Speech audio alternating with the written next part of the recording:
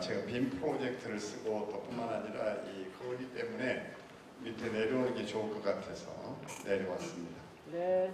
준비된 빔 프로젝트를 통해서 얘기를 좀 나누도록 그렇게 하겠습니다. 뭐죠? 코로나 바이러스죠?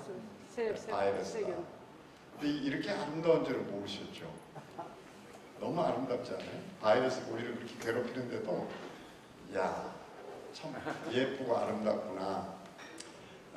그래서 저게 우리를 그렇게 고통스럽게 했다는 게 믿겨지질 않거든요.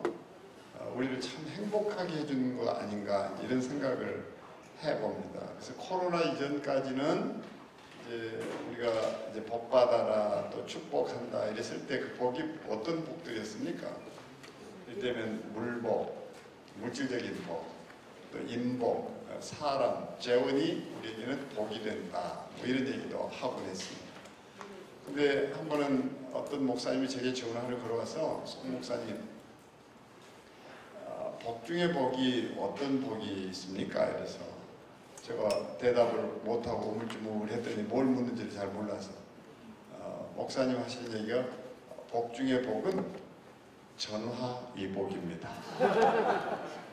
전화위복입니다. 코로나가 우리를 아프게 한 것 같지만 사실 코로나가 가르쳐준 선물이 한두 개가 아닌 셈이죠. 자, 그래서 이제 보시는 대로 어떻습니까? 2019년까지는 사람들이 동물을 이렇게 구경하지 않습니까? 그렇죠? 손가락질하면서 저게 말이다, 저게 사자다, 사슴이다 이랬단 말이죠. 근데 2020년이 오면서는 거꾸로 사람들이 이제 집에 갇히고 동물들이 저게 사람이란다 이러고 있는 세상이 뒤집힌 거죠. 세상이 뒤집혔다. 자, 그래서 어떻죠? 이 세상은 지금 코로나 이전과 이후로 나누는 세상이 되어버렸다 이렇게 말하게 됩니다. 그래서 코로나 이전 세대를 놓고 우리는 뭐라고 얘기합니까? 그게 평화로웠다, 아름다웠다, 행복했다 얘기하기 어렵죠. 그래서 이제 선교 암호 해독가가 이런 얘기를 하죠. 뭐라고 얘기하는가? 많은 사람들이 코로나 이전으로 돌아가지 못할까봐 염려하고 있다. 대형교회도 마찬가지다. 코로나 이전으로 돌아가지 못할 것을 염려하고 있다. 근데 나는 코로나 이전으로 돌아갈까봐 그게 걱정스럽다. 지금 코로나 이전으로 돌아가면 절대 안 되는 거죠. 근데 우리는 그걸 여전히 꿈꾸고 있다면 우리는 결국 후퇴하는 거라 이렇게 얘기할 수밖에 없습니다. 자, 그래서 어떻습니까? 이게 이제 필리핀에서의 합동 결혼식 장면이죠. 마스크가 이제 가져다준 해프닝. 키스는 이게 살갗과 살갗, 스킨십이 강화가 돼야 되는데 어떻게 마스크를 끼고 키스를 하면 저게 키스가 맞는가 이런 생각이 드는 게죠. 자, 그래서 아이가 집 구석에 차박기에 있다가 이제 밖에도 못 나오고 엄마한테 그러죠. 엄마 우리 미장원 가야 하는 거 아니야? 이제 이런 뜻이죠. 그러자 엄마가 I'm dad. 나 엄마 아니야. 나 아빠거든. 나 아빠야. 머리를 얼마나 길어버렸든지 저기 엄마인 줄 착각을 해가 아빠를 보고 엄마, mom, we need haircut? 이랬더니 한 소리가 I'm dad. 응? 나 엄마가 아니고 아빠야 했었죠. 응? 이럴 때 그냥 웃으시는 게 참 좋습니다. 저는 이 목회자들 앞에 강의할 때마다 늘 긴장이 되는 건 목사님들은 자료를 얻으려고 늘 긴장을 했죠. 그러니까 이제 웃어야 될 때 웃지를 못하고 이럴 때가 있죠. 특히 영어를 쓰면 다들 침묵을 해요. 근데 제가 해외여행을 수도 없이 해봤지만 한국 사람처럼 외국어를 다양하게 빈번하게 자주 쓰는 민족이 없죠. 한국 사람은 3개국어를 동시에 쓰는 특별한 민족입니다.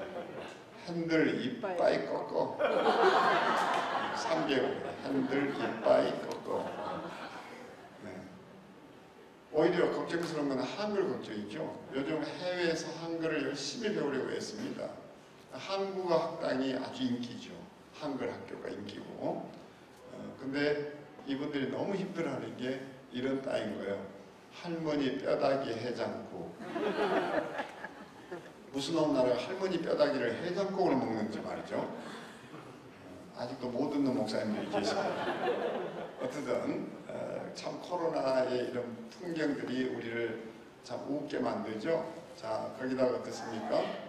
부활절이 다가왔습니다. 예수님께서 무덤에서 나오시려고 하는데 병정이 지키고 있다가 예수님 지금 코로나 기간입니다. 안 됩니다. 들어가세요. 좀 나오시면 안 됩니다. 감염 위험입니다. 그래서 부활절도 예수님이 이게 자가 격리를 해야 된다고 14일 늦게 이제 부활절을 지키는 교회도 있었다고.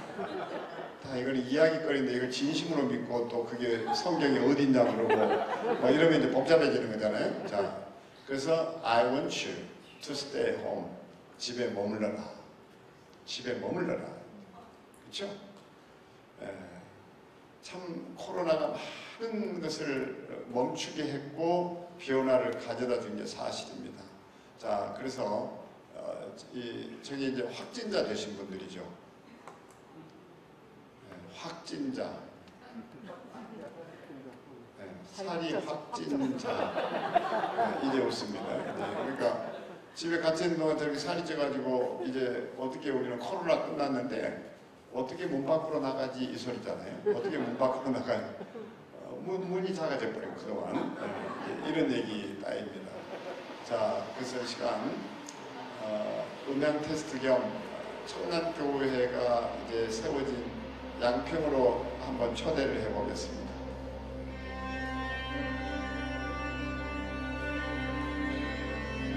기회가 가신다면 한번 나들이 삼아 오시는 것도 좋으리라 여깁니다.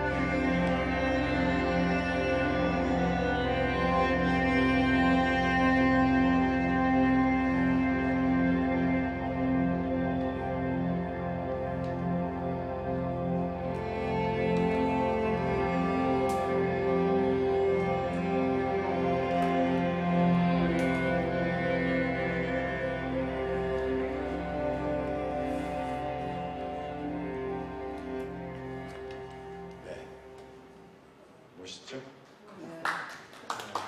그래서 우리는 이렇게 아름다운 것을 볼 때 뭐라고 얘기하는 거 아니? 히브리어로 토브 이러죠. 토브. 그러니까 하나님이 보시기에 좋았더라 할 때 이걸 라틴어로는 에란트 발데 보나 이러죠. 에란트 발데 보나. 이 문장에 거기에 쓰여 있죠. 이게 에란트 발데 보나. 보나 저기에서 이제 보너스란 말이 나온 거죠. 보너스다. 근데 이 모든 것들을 종합해서 얘기할 때 아주 예를 들면 아름다운, 귀한, 고귀한 뭐 모든 단어들을 다 동원해도 토브란 말을 해석하기가 너무 어렵죠. 그냥 그것을 편안하게 우리는 좋다, 하나님 보시기에 좋았더라, 좋다, 좋은 이렇게 한번 해석해 보는 게 좋을 것 같습니다. 좋은. 우리 모두가 좋은 나라에 살고 싶고 좋은 가정에 살고 싶고 좋은 아빠 되고 싶고 또 좋은 엄마 되고 싶은 게고 누구든지 좋은 목사 되고 싶은 거 아니겠습니까? 또 직장은 좋은 직장으로 바뀌었으면 좋겠고 그게 이제 토부 하는 거죠. 저는 이제 사랑의 교회에 일찍 옥하는 목사님 계실 때 목사님을 옆에서 도왔습니다. 근데 저희 교회 부목사들이 뭐 백수십 명이고 이름도 다 기억하기 어렵죠. 근데 그게 성은 조, 이름은 은, 이래서 조은 목사가 있습니다. 조은 목사. 성이 운, 조은 외자인데 교회 집에 전화를 건 거예요. 아이가 전화를 받는데 엄마 계시니? 아이가 누구세요? 나 좋은 목사다. 그랬더니 아이가 엄마를 바꿔주면서 엄마 지가 좋은 목사래. 지가 좋은 목사래. 어떻습니까? 다 좋은 목사 되고 싶죠. 그럼 좋다라는 것은 어땠을 때 좋다라고 얘기할 수 있는가? 이것만 알면 우리의 직장 선교회도 달라질 수 있고 우리 가정도 달라질 수 있지 않을까 생각해 봅니다. 자, 그래서 아리스토텔레스가 이것을 이렇게 정리합니다. 뭐라고 정리하는가? 좋은, 굿. 우리가 이제 늘 그러니까 굿모닝, 굿모닝 이렇게 인사하지 않습니까? 굿모닝, 굿 파더, 굿 패스터 이러는데 좋다라는 것은 뭔가? 이것을 이렇게 세 가지로 정리를 하죠. 자, 뭔가니 첫째는 보시는 대로 감동적이거나 이게 벽이 있어서 아마 좀 장애가 있는 것 같습니다. 또 하나는 이제 뭔가니 쓸모 있거나 세 번째는 재미있어야 된다. 이건 미학이라고 그러는데요. 철학이 있고 의학이 있고 물리학이 있고 생리학이 있고 신학이 있듯이 미학, 아름다움에 대한 학문은 그 기본이 뭔가니 세 가지 명제를 놓치면 안 된다. 이 얘기죠. 감동, 유익, 재미.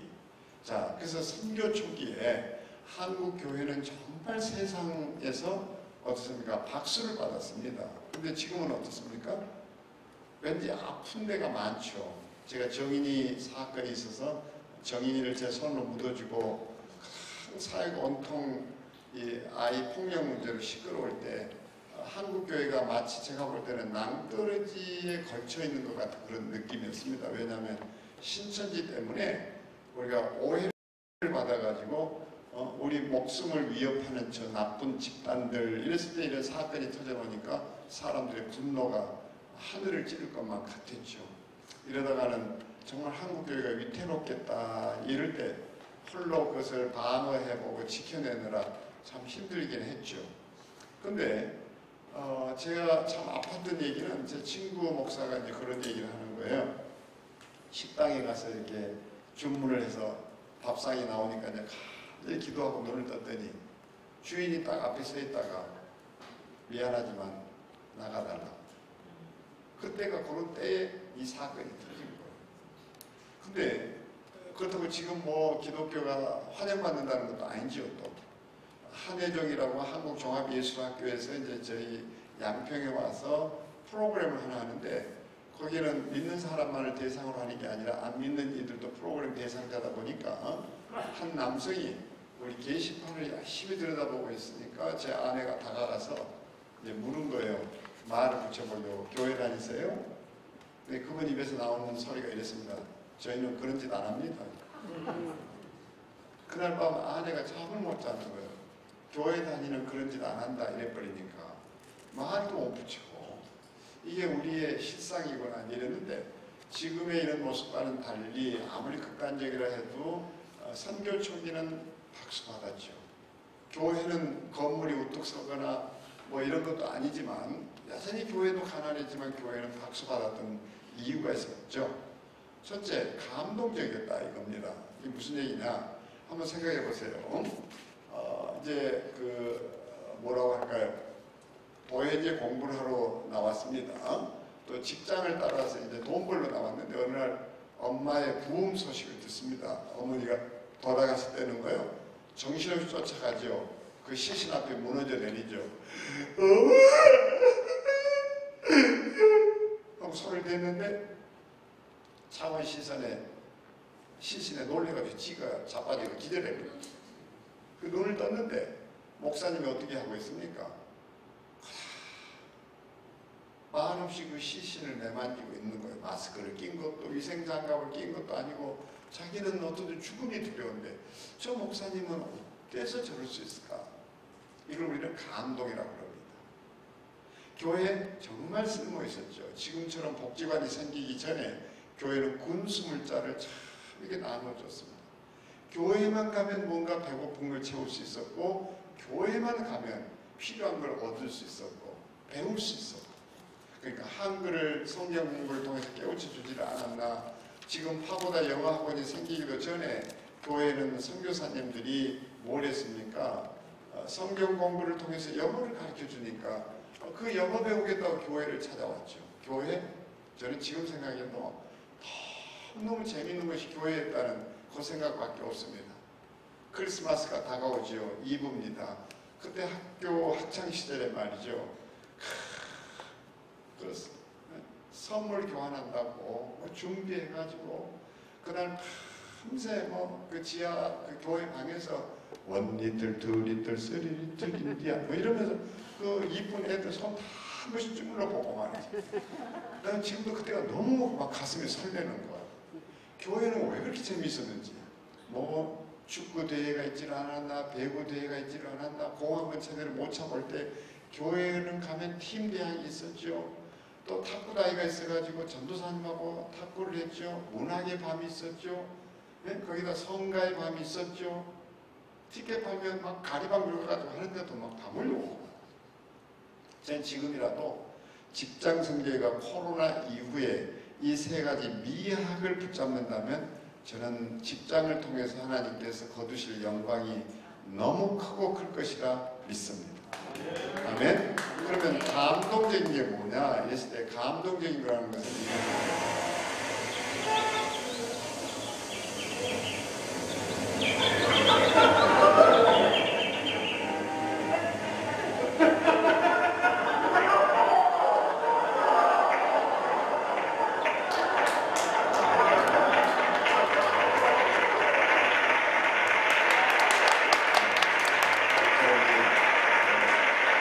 목사님께서 제일 반응을 빨리 보이셨는데 제가 이제 그 손범수 이금희 씨가 이제 아침마당 진행할 때 저는 이제 고정 패널로 이렇게 일했지 않습니까? 근데 저희 패널 뒤에 앉아 있는 그 여성분들이 다 알바하시는 분들이에요. 그냥 온 거 아니에요. 그래가지고 이제 알바비를 주는데요. 그날 저희는 8시 반부터 생방이 진행되기 때문에 8시부터 리허설에 들어갑니다. 근데 얼굴 예쁜 여자가 기준이 아니에요. 반응 좋은 여성이 기준이에요. 또 별 얘기 아닌데도 막 눈물을 쫙 흘리고 막 감동해가지고 막 박수를 치고 막 환호를 지르고 이러면 이걸 보는 순간 그 노래 부르는 사람 뒤에 백댄스가 있듯이 이들이 시청률을 높여준다 그래가지고 보통 끝나고 나면 2만 원씩 그 이제 할례당 주거든요. 그날 하루 오면 몇 만 원씩 받아가요. 꽤 그게 큰 알바예요. 근데 그 지금 저 목사님처럼 막 반응 좋고 막 잘 웃고 이러면 이분들은 5천 원을 더 받는 거예요. 보너스로. 예, 목사님은 오늘 5천 원이 아니라 5만 원을 더 받아야 될 거예요. 그 내용은 이제 이거죠. 개구를 이제 어느이가 건네는데 오빠가 먼저 건너고 이제 여동생이 건너려고 하는데 콤파스가 짧으니까 못 건너니까 오빠가 손을 내밀어 봤다 안 되니까 엎드려 가지고 나를 밟고 가라. 험한 세상 다리가 돼요. 이게 이제 뭔가 이 세상을 감동시켰다 이렇게 얘기하잖아요. 자, 이게 또 뭐예요? 스토리가 이런 게 있었죠. 어느 날 가을 운동회가 열렸죠. 이제 우리 목사님들 보시는 왼쪽 편에 오른쪽 편에 이 친구가 기국이라고 키가 작죠. 성장판이 고장났습니다. 가을 운동회가 두려운 아이예요. 달리기만 했다 그러면 돌아온 건 언제나 꼴찌입니다. 그날도 슬픔을 안고 이제 뛰는데 70m를 뛰고 30여 m를 남겨둔 순간 앞서 뛰던 친구들이 다 이제 멈춰 서버립니다. 그러면 기국이가 뛰어올 때까지 기다렸다 기국이 손을 잡고 고린 지점을 동시에 뛰어들죠. 그리고 한 아이가 소리쳤습니다. 우리 모두가 1등이야. 아멘. 우리 모두가 1등이야. 네. 이 소리에 기국이가 눈물을 터뜨려버리고 말죠. 눈물을 훔치죠. 그것을 지켜보고 있던 기국이 누나가 이것을 SNS에 글로 올립니다. 제 동생은 키가 작아 하늘이 높은 아이입니다. 참 말이 얼마나 또 이쁩니까? 이런 게 아름답다는 거예요. 이런 게 미학이다. 아름답다. 세상 감동시키는 거 별거 아니에요. 이런 게 세상을 감동시키죠.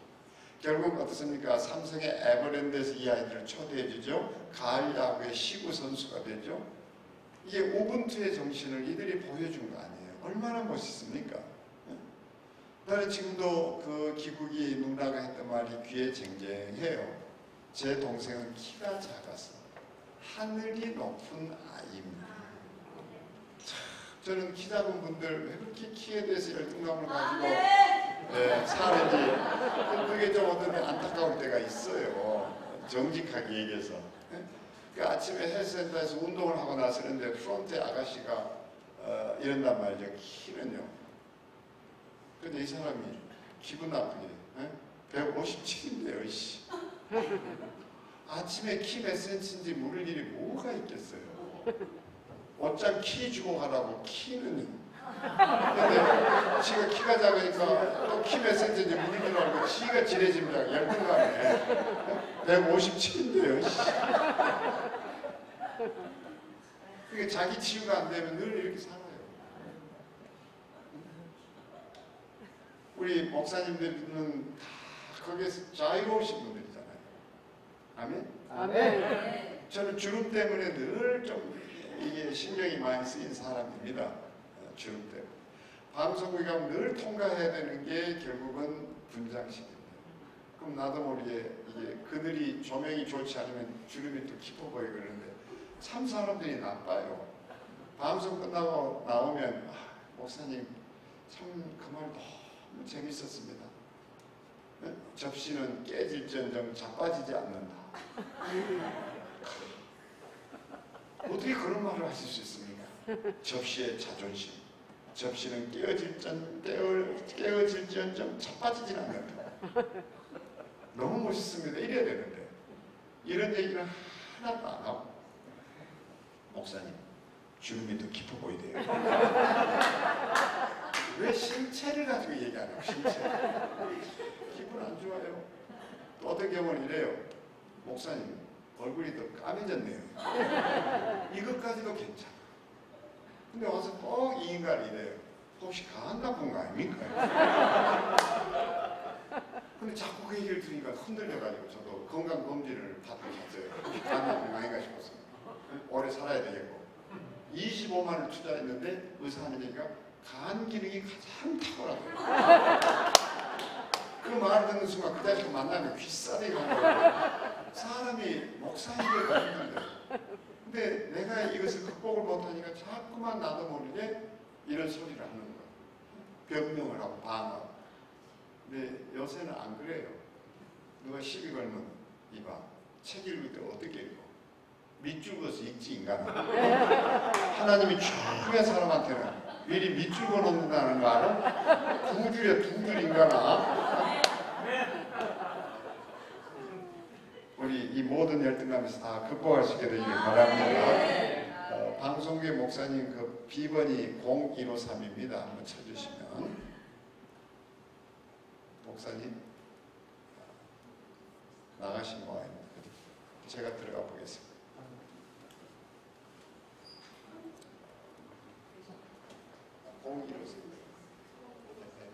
됐습니까? 안 나오는데? 네, 고맙습니다. 자, 두 번째, 이제 하나만 더 얘기를 하겠습니다. 저분이 니마 그 강을 건너지 마고, 제가 그 동네 영화 이 다큐가 제작이 되고 찾아갔더니 그 교회 다니시는 분이셨는데 실제로 그걸 하대는 거예요. 그래서 참 감동을 받고 아내랑 그 영화를 보러 이제 여기 양재동 살 때 갔더니 영화관에 젊은이들 그렇게 많은 거예요. 깜짝 놀래가지고 이렇게 영화를 보는데 흐느끼기 시작하는데 그때 한 거 있었어요. 아, 저 연세 되도록 오래 행복하게 사는 것만도 세상을 눈물바다로 만들 수 있는 거구나. 우리 다른 것보다 우리 스스로가 먼저 행복할 수 있게 되기를 소망합니다. 자, 두 번째는 이제 문관이 그래서 두 번째는 이거죠. 쓸모 있어야 된다. 쓸모 있어야 된다. 그럼 쓸모 있다는 것은 곧 뭘까요? 자, 그래서 같이 한번 들여다보겠습니다. Mrs. Lee, I believe you have some words to say about the Delhi Departed.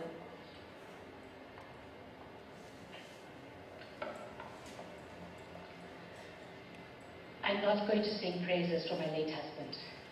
Not today. Neither am I going to talk about how good he was. Enough people have done that here. Instead, I want to talk about some things that will make some of you feel a bit uncomfortable. First off, I want to talk about what happened in bed.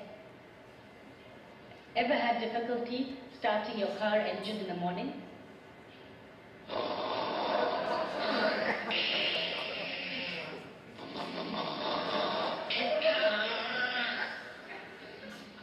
Well, that's exactly what David's snoring sounded like. But wait, snoring wasn't everything. There was also this rear end wind action going on as well. Some nights, it would be so forceful, it would wake him up. What was that? He would ask. Oh, it's the dog, I would say. Go back to sleep, dear. Or you might find this all very funny, but towards the end of his life, when his illness was at its worst, these sounds indicated to me that my David was still alive.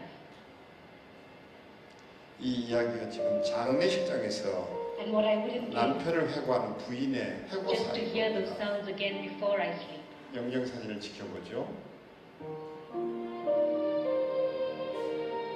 젊은 날의 사진입니다. In the end, it's these small things that you remember, the little imperfections that make them perfect for you. So to my beautiful children, I hope one day you too find 이 yourselves 말이 like 너무 fathers 아름답죠. 아름다운 who are 결점 as 있는 배우자를 beautifully 만나길 imperfect 바란다. as your father was. 이 세상에 결점 없는 사람 없죠. 그런데 우리는 너무 완벽한 사람을 찾는 게 비극이죠. 아름다운 결점. 어떻게 결점이 아름다울 수 있습니까?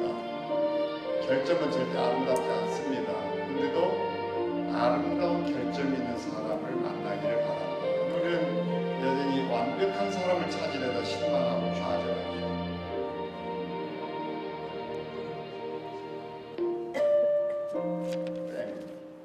이게 패밀리라는 거죠. 네. 그래서 패밀리라는 말의 의미가 뭐라고 제가 해설을 해드렸죠. Father and Mother, I love you. 이게 패밀리예요. F, 아빠, A 접속사 N, 그리고 M, 엄마, mom, I 그러면 I love you. 이러면 수준 있는 사람들은 박수를 칠 줄 알아요. 패밀리라는 단어가 이렇게 아름다웠을까요? 그렇죠? 네, 제 얘기를 꺼내자면 저는 아내하고 살면서 참 많이 또 다퉜습니다. 다르고 틀리고 어긋나고 이런지 참 이해를 못했어요. 저는 반듯한 집에서 자랐는데 제 아내 자유분방 그 자체입니다. 어떻든 같이 해외여행을 해도요. 자기 소품을 챙겨온 일이 없어요. 대충. 제가 그래서 지난 코로나 때 글 쓴 것 중에 이게 이제 큰 반향을 일으켰는데 이 해충 중에 해충 이게 이제 대충이래요. 큰 해충이 이제 대충 하자고. 이제 목사님들은 저보다 더 이런 분야를 더 잘하실 것 같은데 이 악마의 그 친동생이 설마예요. 설마 내한테 오겠나 이런데 마귀는 뭐 방심한 틈을 타고 공격을 하거든요. 네. 그리고 마귀는요 꼭 팀 스피릿 작전을 합니다. 홀로 덤벼드는 일 없어요. 반드시 연합 작전을 펴는데 그게 사마귀 작전이라고 그래요. 사탄, 마귀, 귀신. 할렐루야. 그래서 세 놈이 같이 다녀요. 그러니까 홀로 다니는 것이 사자의 먹잇감이듯이 야곱의 딸 디나가 홀로 나갔다가 집안에 큰 수치가 되고 아픔이 되죠. 그래서 우리는 늘 공동체 속에 묶여 살아야 돼요. 근데 어쨌든 제가 제 아내하고 이제 미국 여행을 간 건데 칫솔도 안 챙기고 내거 꺼내서 꼬리 먼저. 이런 아내하고 사는데 내가 얼마나 힘들었겠지.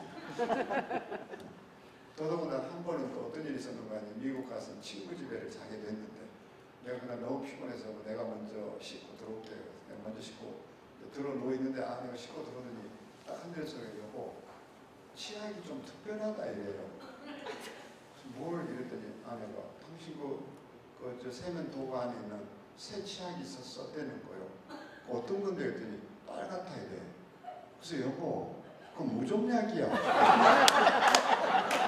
내가 그날 밤에 황홀해가지고 잠도 다 나갔거든요. 얼마나 한번 시원하게 이제 보복을 했으니까 이러면 이제 다시는 내 물건 이제 다 안 하겠다 이랬는데 그게 안 돼요. 이런 스타일이에요. 그 어디 외출한다 그러면 늦게 나타나지를 않나. 또 거기다 화장한다고 막 이게 아시죠 왜? 눈가 뒤집고. 그 화장품 뚜껑이랑 뚜껑 다 열어놔요. 정리정돈이 안 돼. 너무 답답하고 미치겠네. 결국은 나중에는 소리 지르도 안 되니까 이제 불러다가 성경 공부까지 시켰죠. 앉아봐라. 어? 앉아봐라. 어? 예수님께서 부활만 하시면 됐지. 뭐 때문에? 바쁜 중에 세마포 수건을 개껴놓고 나올 생각을 하셨겠네. 당신같이 정리정돈 안 되는 사람, 정리정돈이 얼마나 중요한지. 그게 부활의 참 메시지다. 당신 부활 믿어? 부활 믿어? 부활 믿으면 정리정돈 좀 해봐. 이래고 고쳤을까요? 아니요. 고쳐서 이렇게 안 떠들어요. 그렇죠. 근데 어느 날 주님이 제 뒤통수를 탁 치더라고요. 야, 이 자식아. 안 되니까 붙여놓은 거예요. 잘 되는 네가 이 자식아. 잘 되는 네가 이 자식아. 그래서 우리는 은사 이러잖아요. 은사 받았다. 그 은사가 뭐예요? 남이 못하는 걸 하는 것이 은사잖아요. 그래서 그걸 선물이라고 부른단 말이에요. 남이 받지 못한 것을 특별히 받았으니까. 근데 은사 주신 것은 상대방 깔아뭉개고 무시하고 자존감 상하게 하라고 준 무기 아니에요. 그래서 저는 이렇게 해석을 했습니다. 따라하겠습니다. 불평불만이 은사다. 은사다. 저는 이런 그 쪼가리 있지 않습니까? 이런 게 이런 쪼가리 이런 것만 이렇게 떨어져 있어도 이게 불편해요. 얼른 집어야지 안 그러면 못 견뎌요. 근데 제 안에는 이렇게 큰 종이가 떨어져 있어도 눈에 안 들어와. 그걸 밟고 돌아다니는 거예요. 그럼 그때 이제 미치는 거예요. 내가. 이게 너무 안 돼요. 그럼 맨날 싸웠어. 그래서 하나님은 왜 다른 둘이를 만나겠나 막 이러고. 근데 그 불평불만이 뭔가니 남이 보지 못하는 것을 본다라는 거잖아요. 그러면 그 은사는 상대방을 섬기라고 준 선물이에요. 상대방을 이롭게 하라는 거예요. 이걸 깨닫고 나니까 아내가 한 짓이 미운 게 아니고 아내한테 이런 약점이 있으니까 그 약점을 보완한다고 보완제로서 나를 하나님이 붙여놓으셨구나. 이걸 안 거예요. 그래서 아내가 화장한다고 이러고 있으면 제가 따라다니면서 물었어요. 여보 이거 다 쓰는 거 맞나? 뚜껑을 닫아줄까? 뚜껑을 닫아자니? 뭐 이렇게 했더니 아내가요. 진짜 소리 지르고 막 비아냥대고 성경 공부, 성경 빌려다가 예수님 부활하신 걸 가지고 얘기를 하고 이래도 안 고치던 아내가 바뀌는 거예요. 사람이 바뀌는 것은요 도와줄 때, 나를 누가 섬겨줄 때. 그 한 부인이 하나님 앞에 호소한 거예요. 하나님 다른 남편을 사랑하는 것처럼 제 남편도 다른 남편들 사랑하는 것 10분의 1, 100분의 1, 아니 1000분의 1, 10,000분의 1만이라도 좋으니까 내 남편 좀 사랑 좀 해줘봐요. 그러면 변화시키는 것은 제가 해볼게요. 그러면 제가 변화시켜 볼게요. 하나님이 응답을 금방 주신 거예요. 따라. 네가 뭔가 단단히 착각을 하고 있는 것 같구나. 네 남편은 네가 사랑해라. 변화시키는 건 내가 해보마. 아멘. 기억하고 내가 하나님을 대신하겠다고 하나님이 사랑해라고 그러는데 하나님이 원하는 거는 네가 사랑해라. 네 몫이다 이거예요.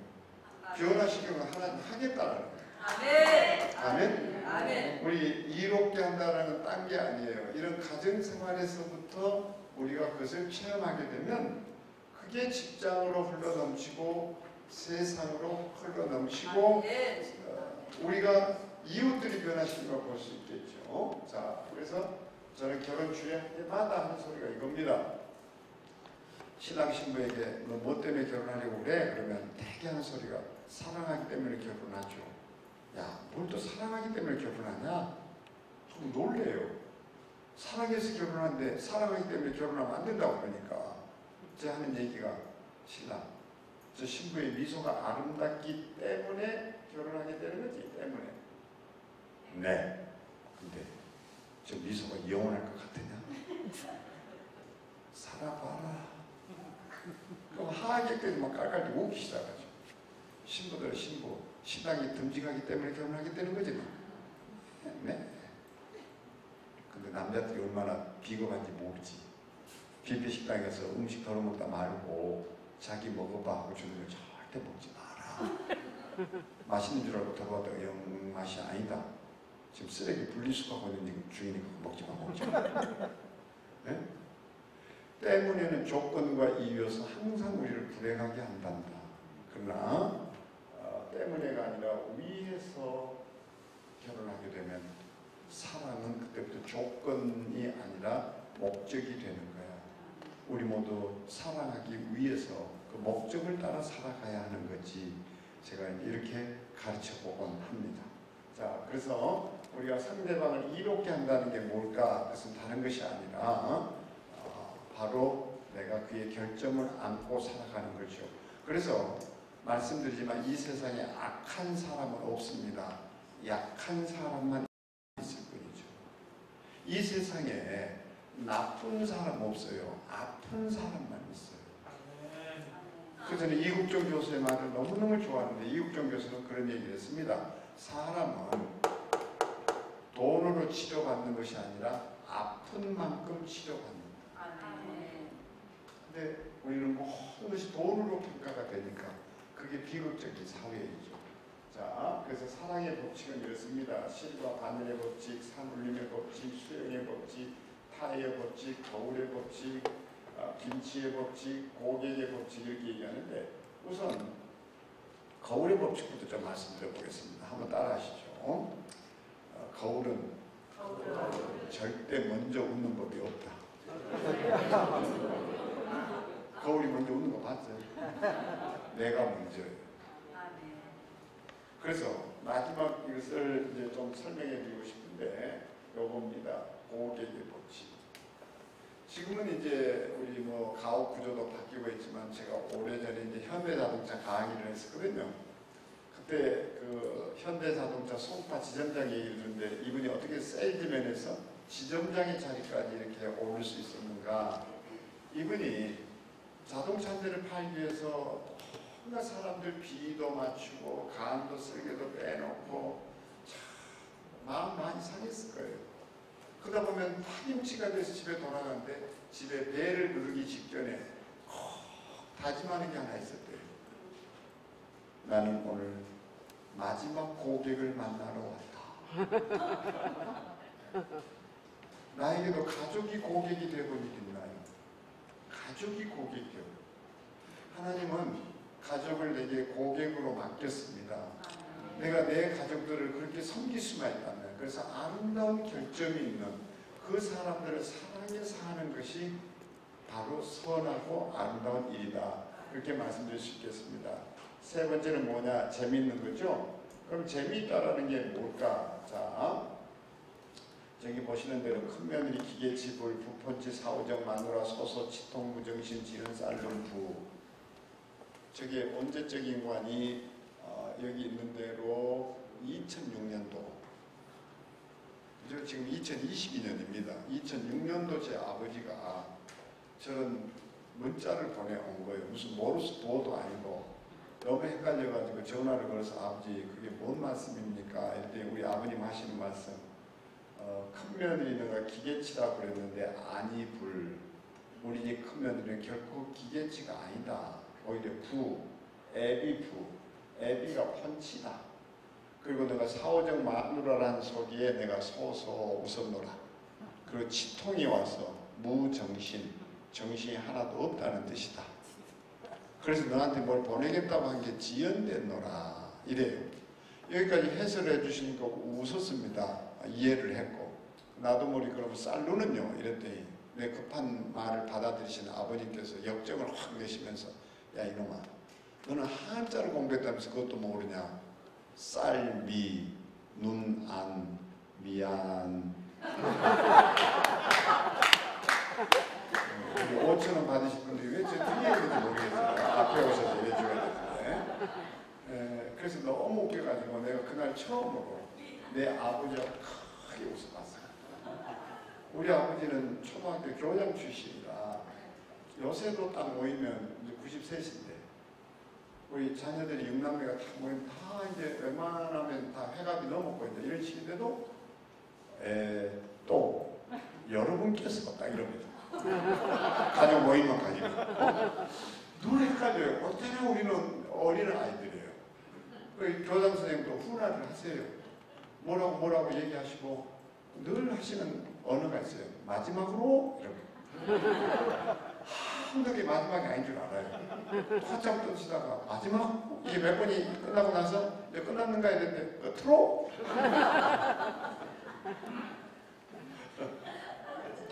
이런 아버지한테 저는 우리 아이들이 초등학교 입학할 때까지 아버지를 찾아뵈면요 큰절하고 다 무릎을 꿇고 앉았어요. 그 우리 아버지가 다리 펴라 이러면 다리 폈어. 이런 아버지라고 왜 웃을 일이 없는 이날 웃고 나니까 나도 모르게 우리 아버지 별거 아니네 이 생각이 들어요. 그리고 그게 너무 행복해가지고 아버지하고 좀 웃어봐야 되겠다 생각을 해서 나도 우리 아버지한테 이런 문자를 보냈습니다. 소소소소 자부 사망 직전 배꼽 상실 자 정신 혼미 혈교 대가고 막 이래버렸더니 우리 아버지가 이러면 그것도 뭐냐 너는 또 그래서 이제 해설을 했습니다. 소소소 아버지가 웃었다는 것처럼 저도 많이 웃었습니다. 소 자부 사망 직전 자부는 아버지가 이 보내신 것 때문에 지금 사망 직전이다. 왜냐하면 배꼽을 잃어버렸다. 배꼽 상실 아들 자 아들은 정신이 혼미합니다. 그래도 땡큐 대자부 이렇게 이제 보낸 거예요. 네? 그날 이후부터 내 아버지하고 관계가 바뀌기 시작했습니다. 저는 양재동 살았고 제 아버지는 지금도 분당에 살고 계신데 토요일마다 아버지를 찾아가면 아버지를 어떻든 웃게 해야 되겠다고 마음먹고 어느 날은 그런 거예요. 아버지 어떤 사람이요 길을 걷는데 농장을 지나가게 됐단 말입니다. 농장 주위에 소 젖을 짜고 있더래요. 그래서 몇 시냐고 물었더니 갑자기 농장 주위에 소 젖을 짜다 말고 이렇게 싹 들어가지고 이렇게 눈금을 제대로 살피고는 딱 내는 소리가 3시 47분이라고. 와, 소젖이 얼마나 짰으면 저 소젖의 무게만 가지고도 시간을 저렇게 분까지 알아맞출 수 있나. 와, 진짜 이건 달인이래, 달인. 이러고 지나가는 사람을 보고 물은 거예요. 몇 시 되냐고. 3시 48분이라고 한국 분이 맞네. 너무 놀래가지고 초밥 사는 사람이 딱 손에 쥐고는 메달 딱 이런 것처럼 와, 그 돌아오는 길에 또 거기를 들려가지고 몇 시 되냐고 했더니 소젖을 짜고 있고 그냥 또 소젖을 들들들들 떨고는 탁탁탁탁탁 이러더니 지금 이제 4시 다 돼간다고.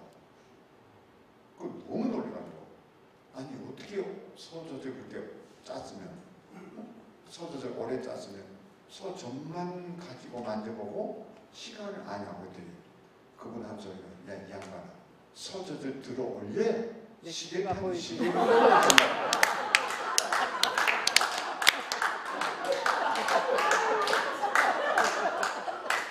근데 우리 아버지가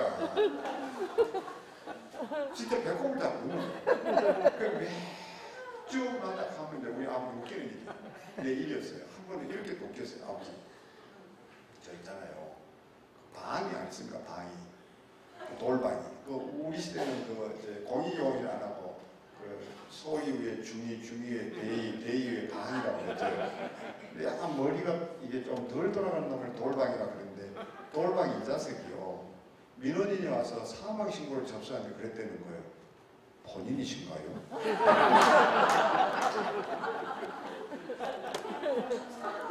그러자 저 민원인이 되물었다는 거예요. 꼭 본인이 와야 되는 아버지는 아버지가 사망 신고 접수하시면 안 될까요? 그래서 이 재미 이게 뭘까? 근데 그것이 우리 관계를 바꾸죠. 자, 그래서 이 시간에 이 얘기 한번 이제 해보겠습니다. 뭐냐? 우리는 이런 거를 뭐라고 그러죠?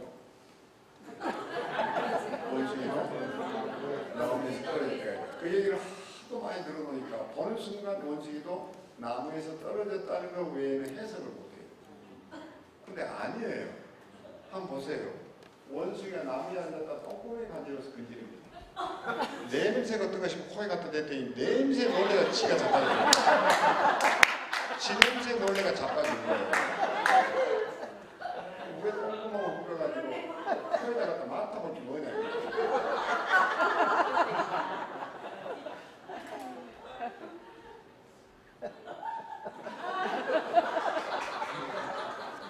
근데요, 이 재미있는 현상을 보게 되는데 처음에는 못 모르고 그냥 실수한 것을 이게 사람들이 이제 심리입니다.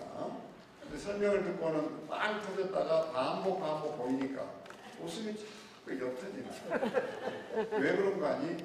머릿속에 이 계산하고 있는 거예요. 지금 어디서 그랬을까? 요거 진짜까? 요거 진짜까? 이런 모습이 사라지는 거예요. 질문하는 뇌를 우뇌라고 합니다. 물음표뇌라고 해요. 좌뇌. 근데 이 웃음은 우뇌를 지배합니다. 이게 공감이에요. 이게 뭔가요? 위로예요. 이게 곧 우리에게는 평화예요. 그러니까 좀 유감스럽지만 이 얘기를 하는 것을 오해 없이 들어주시길 바라는데 박근혜 전 대통령의 비극은요. 이 우뇌가 없어요. 짜부라진 거예요. 아버지 총에 맞아 죽었지. 어머니 총으로 맞아 죽었지. 또 전부 주변에 배신자밖에 없다는 걸 알아요. 누구도 와서 사기친 놈인지 자기를 도울 사람이 다 경계를 해요. 그게 그냥 몸에 익혀진 거예요. 웃음이 없어요. 그러니까 공감을 못해요. 세월호 사건 생겼어요. 목사님들 제발 기억해 주실 것은요. 리더는 핵심 뭔가니 first in, last out이에요. first in, 가장 먼저 뛰어들고 가장 늦게 나와야 돼요.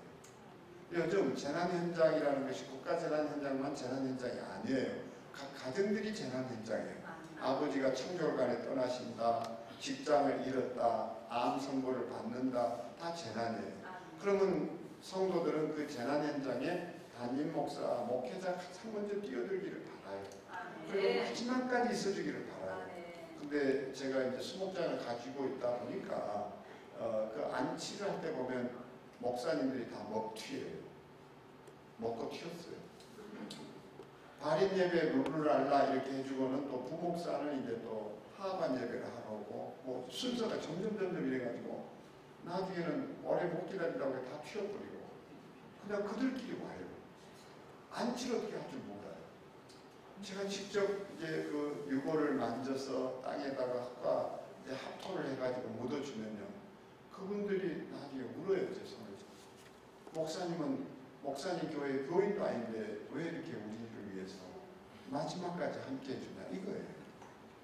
좀 이거 깊이 생각해야 된다고 생각해요. 장례 문화. 그 진짜 장례 문화도 웃기는 게 세상에서 비대면 장례를 치른 나라는 대한민국하고 일본밖에 없어요. 그리고 이번에 엘리자베스 여왕의 장례를 열심히 살피고 이제 준비를 해봤는데요. 우리 정말 이러면 안 됩니다. 우리는 하늘나라의 왕족들이잖아요. 그 장례보다 더 위험 있고 아름다워야 되는데 전부 목사님의 죽음도 개 죽음이 돼 있고 이거는 아니다 싶어요. 꽃도 있잖아요. 한국 장례가 왜 이래야 되는지 좀 열받았어요. 제가. 우리 직장 선교회가 이거 개선만 해도요. 직장 선교회에 그 어떤 상이 있을 때 상을 가지고 나는 직장 선교 가능하다고 믿는 사람. 연구가 필요해요. 또 드리고 싶은 아이디어도 많고요. 제일 돌아가신 마음자가 진짜 기분 나쁜 거 하나 있어요.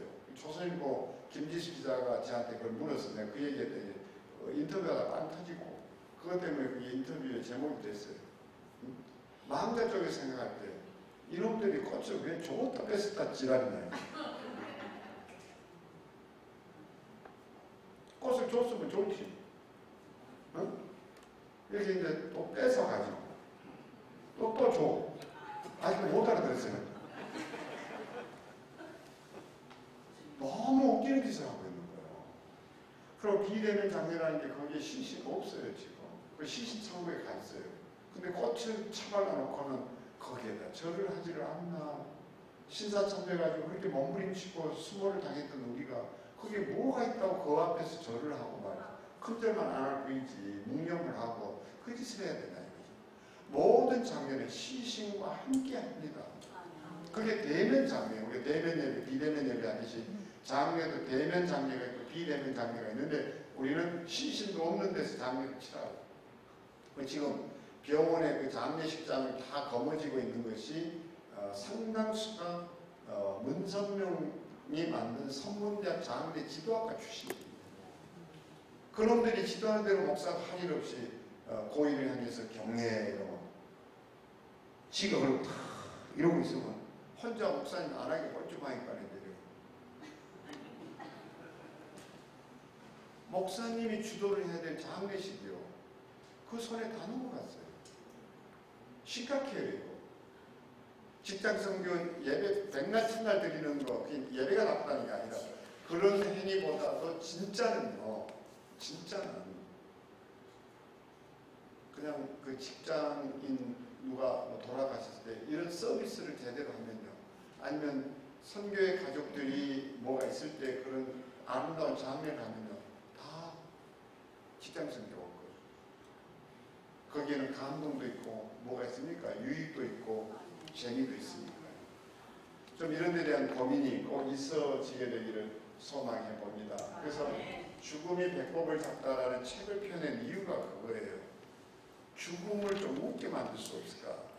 밖에 책이 준비되어 있는데 제발 목사님들도 좀 유머 지수 감각도 높였으면 좋겠는데 박근혜 얘기하다가 이렇게 됐는데 그 박근혜 대통령의 문제가 뭔가 뒤늦게 나타난 데다가 이제 그 여한이 없게 하겠다 그래서 여한이 없게 하겠다. 그러고는 돌아서는데 40대 중반에 엄마가 튀어나오면서 내 아이 살려달라고 소리치렀어요. 그러면 당연히 경호원은 대통령의 안전을 책임지니까 어떤 일이 벌어질지 모르니까 말릴 수도 있죠. 그러나 그렇다 할지라도 같은 동성이니까 그냥 뿌리치고 놔두라고. 그리고 엎어져서 울고 있는 그 엄마 앞에 자기도 같이 무릎을 꿇고 앉아가지고 이 울어주기만 했어도요. 끝나. 저게 우리 대통령이구나. 같이 아파해 주는 거야. 이게 공감이에요. 근데 우리는 지금 공감이 뭔지를 훈련을 못 받았어요. 이게 아픈 거예요. 전부 분석하고 비평만 하고 있어요. 그래서 좀 미안하지만 동성애 저도 옳지 않다고 생각해요. 근데 꽃으로도 때리지 마라 그랬는데 우리는 성경으로 때리고 있어요. 누가 성경 믿겠어요? 이걸 몰라요. 지혜가 없어요. 꽃으로도 때리면 안 돼요. 꽃이 아름다운 꽃이지 회초리할 꽃이 아니에요. 근데 우리는 성경으로 뺨을 후려가기로 했어요.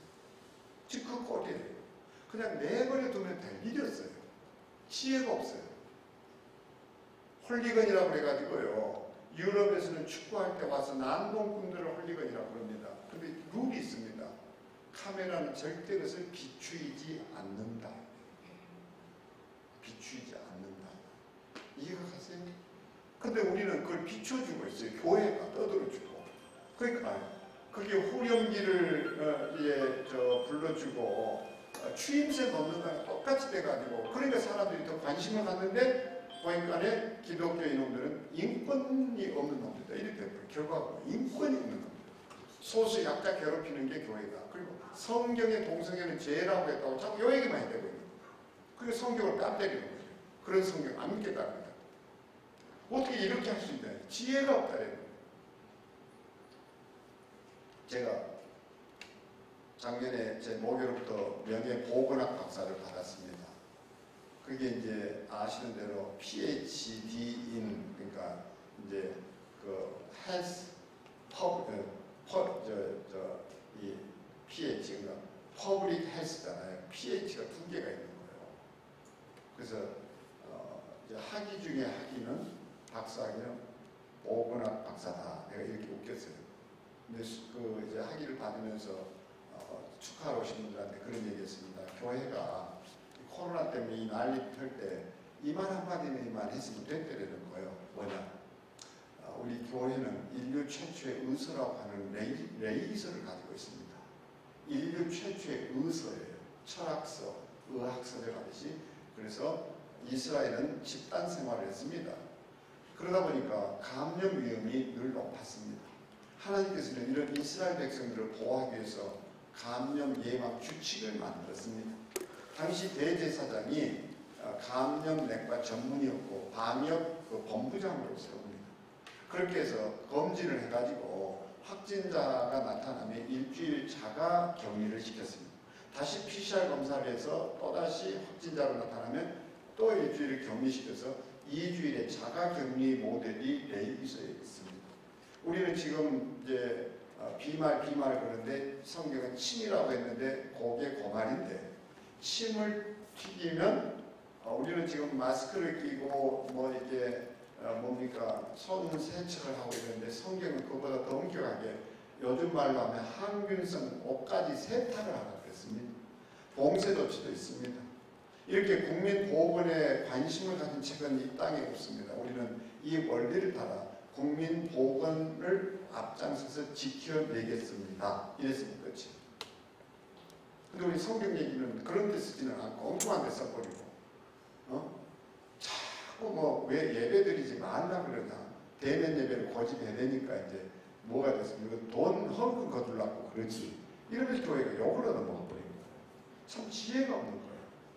그래서 성경은 뱀처럼 지혜롭고가 먼저 있어요. 그리고 비둘기처럼 순결해요.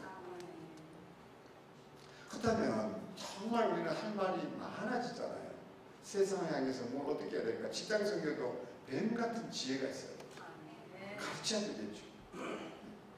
그러니까 자꾸 우리는 싸우는 전투력만 키워줬어요. 직장 그 성경 열심히 분들이 되게 그 직장에서 인정 못 받는 경우가 많아요. 왜 그럴까요? 교제할 줄 몰라요. 지혜가 없죠. 그러면 다니엘서만 봐도 되는데 이게 안 되죠. 자, 무슨 말인가 하면 이게 파티를 할 때 이제 와인잔을 따라주면서 와인 받으시라고 이러는데 저 술 안 먹습니다. 상대방은 무참하게 합니다. 스코틀랜드도 이런 일이 있었어요. 그때 그들은 어떻게 반응했는가 하니 이렇게 가르치죠. 저는 아담스 와인으로 하겠습니다. 그래요. 지금 거절한 게 아닌 거예요. 아담스 와인으로 하겠습니다. 그러니까 자기가 모르는 와인이 있는가? 이 생각을 하잖아요. 그러면 오히려 묻게 돼요. 그게 뭔가 이 다니엘이 한 전략이에요. 왕의 음식을 거부한 게 아니에요. 다른 것이 있다는 얘기를 하는 거예요. 그럼 내가 뭐까지 다른 게 뭐냐 이거잖아요. 그게 채식이었고 시험할 기회를 가지게 해달라고 그러잖아요. 그러니까 이거잖아요. 아담스 와인입니다. 그 아담스 와인이 뭡니까? 여러분도 궁금하지 않아요? 이게 뭔가니? 태초의 물인 거예요. 그게 와인이다. 그럼 이 사람들이 그냥 깔깔대고 웃어버리는 거예요. 적어도 그런 자리에서 와인을 교환할 자라면 인문학이 훈련된 사람이니까 아 이분이 크리스천이구나. 저도 언젠가 그 와인 좀 좋아했으면 좋겠습니다 하고 인정해요. 나와 다른 것은 다른 분이 틀린 게 아니니까. 근데 우리는 상대방을 무한하게 하는 재주가 있습니다. 제가 지금 그렇다고 지금 와인 먹으라는 거 아니에요. 중요한 건 우리는 정확하게 얘기하면 위스키와 와인을 구별을 못한다. 그리고 잔은 받아가지고 입맛 입만 갖다 대고 흉기만 맡아도 돼. 근데 아예 거절해 버리니까 상대방이 굉장히 미친거야. 자, 뭐 그런 얘기는 또 따로 해야 되겠지만 직장에서 매너만 글로벌 매너를 갖추고 있어도 그들이 흠모해서 오겠죠. 그 매너 어디서 배우냐? 그렇죠? 근데 이 모든 것들이 어디에서 나오는가? 우뇌에서 나온대요. 우뇌. 저는 여러분이 이 우뇌를 좀 훈련시키면 연습을 더 많이 해볼 수 있고 직장을 그렇게 웃음바다로 만들 수 있다면 그게 곧 선교일 거라고 믿습니다. 아멘. 뭐 이 책도 이제 아주 좋은 책이죠.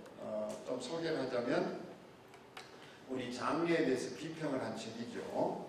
이어령 장례도 좀 비평을 했고 한 번쯤은 우리가 다른 장례를 좀 보여줄 수 있으면 그게 얼마나 직장 선교의 하나의 큰 에너지가 되고 모티브가 될 수 있을까 이런 생각이 제게 있습니다. 그래서 오늘 오면서 이 책과 함께 그 죽음의 품격 세 권은 꼭 좀 목회자들이 좀 읽으시면 큰 도움이 되겠다. 신학교에서 배우지 못했다고 해서 배운 것만 가지고 가르치는 건 죄죠.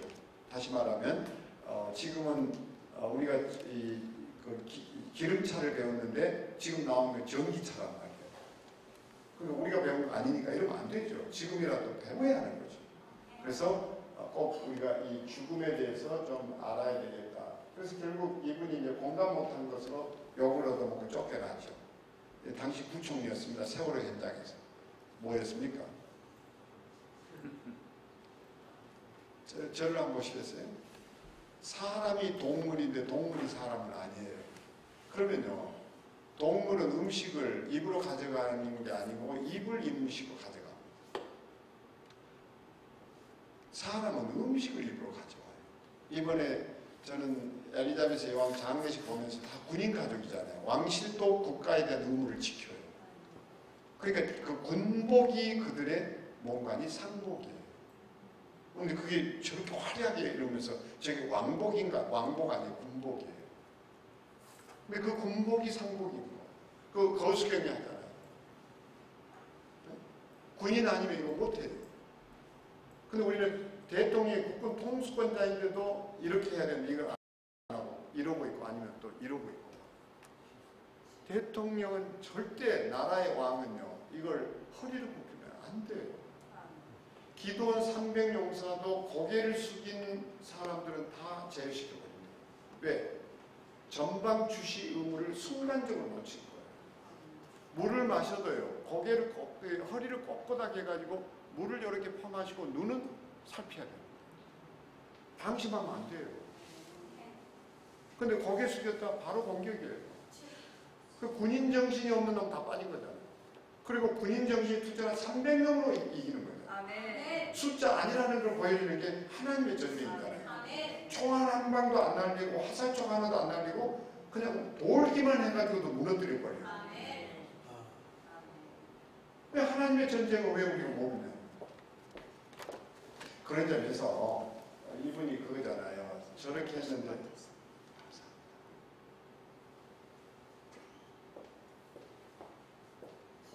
이런 그 배려를 우리는 우수하다. 우수하다는 말이 우수상 받아봤죠. 학교 다닐 때. 저는 우수상 못 받고 정근상만 받았어요. 그 우수하다는 말이 이제 빼어날 수에다 우자가 사람 인변에 근심한다. 그러니까 한 엄마가 홀로 아이를 키우고 살아가는데 너무 힘들죠. 어느 날 아이는 막 버체죠. 먹은 게 없으니까 젖꼭지는 말라 비틀어졌고 엄마가 할 수 없이 이제 아이를 얻고 슈퍼를 찾죠.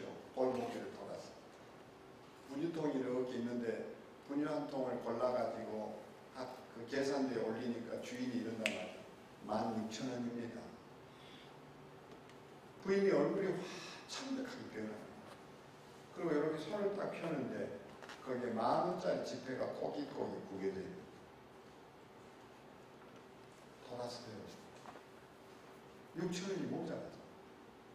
문을만 나서려고 하는데 이 주인은 분유통을 진열대로 가지고 와서 올려버립니다.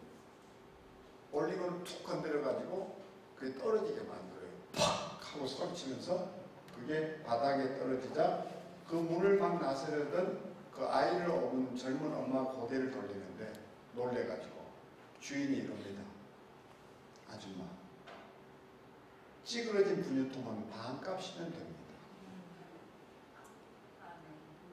희색이 만면해가지고 돌아선 그 부인에게서 10,000원짜리를 건네받고 찌그러진 분유통과 함께 건넵니다.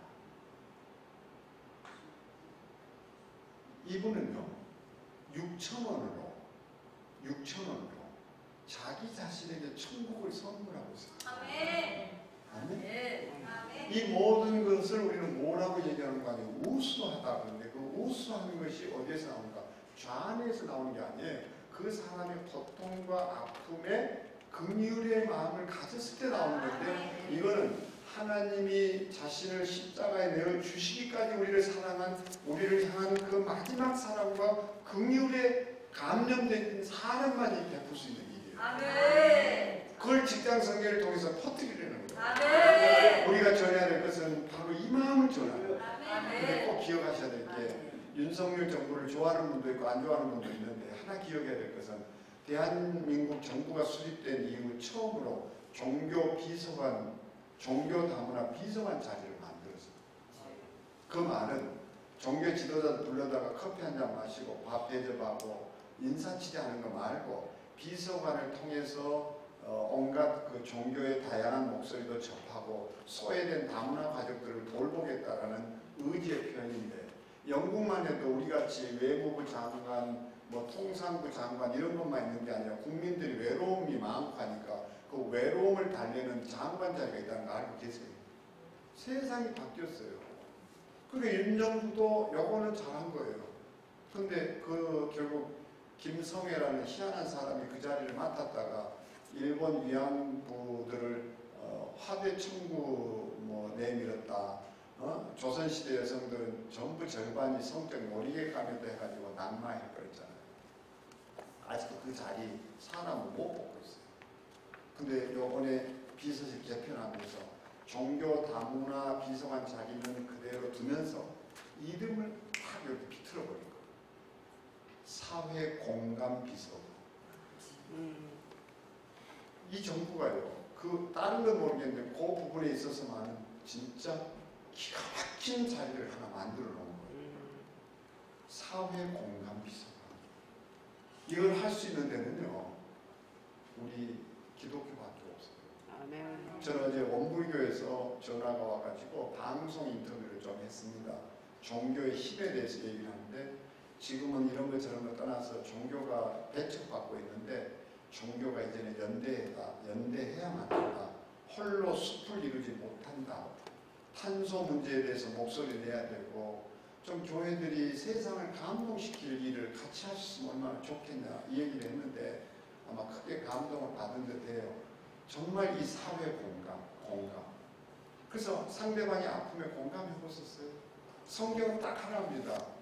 우는 자와 함께 울고 웃는 자와 함께 울고. 아멘. 아멘. 이게 공감하려는 아멘. 거예요. 아멘. 직장 성교회는 바로 이것에서 출발해야 한다는 믿음으로 오늘 이 말씀을 전했습니다. 지금까지 행복 프로듀서 송기훈이었습니다.